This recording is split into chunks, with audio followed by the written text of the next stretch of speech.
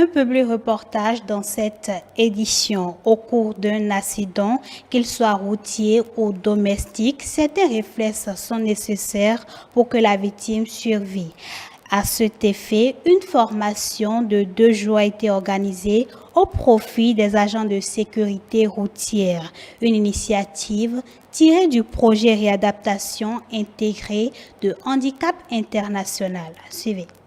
Handicap International Bénin, en collaboration avec le Centre national de sécurité routière et la Fédération nationale des organisations de la sécurité routière au Bénin, organise à travers la Croix-Rouge des séances de formation à l'endroit des membres des clubs de sécurité routière. Une initiative qui vise à prévenir le handicap dans les suites des accidents de la route. Cette prise en charge initiale est déterminante parce que quand quelqu'un fait un accident sur la route, les premières personnes qui sont appelées, c'est les populations riveraines. Et ces populations riveraines-là doivent pouvoir, en voulant aider, ne pas nuire à la victime. Ce n'est pas que les participants de cette formation vont se substituer aux sapeurs-pompiers ou vont se substituer aux professionnels du SAMU, aux médecins. Mais c'est pour pouvoir ne pas nuire dans les conditions initiales. Nous avons vu que la cible est sensible et il faudrait que davantage nous formons tout le monde. L'objectif de la Croix-Rouge béninoise, c'est de former un sécurité par famille. Et là,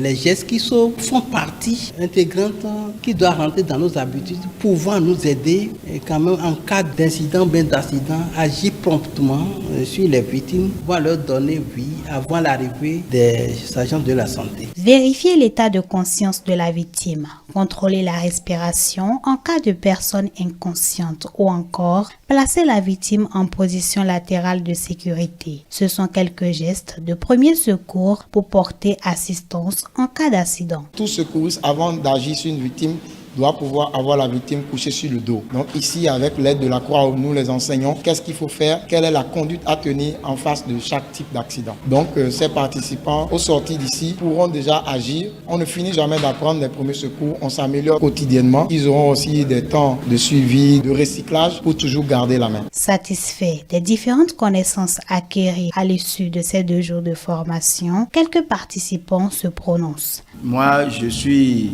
tellement heureux, des trucs tout nouveaux, très intéressants qu'on m'a montré ici pour secourir mes proches. Donc, je dois leur apprendre aussi à la maison, même mes tout petits enfants, je dois leur apprendre comment on peut secourir. Il faut avouer que nous avions des notions à travers des films, mais aujourd'hui, je peux vous dire que avec les pratiques qu'on a faites, on est assez outillés. La formation donnée nous a assez outillés pour mieux intervenir sur des cas. Un accident ne prévient pas. J'ai acquis beaucoup, c'est ma première fois.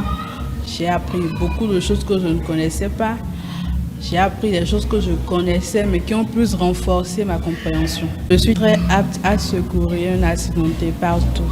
Retenons que Handicap International est une organisation de solidarité internationale indépendante et impartiale.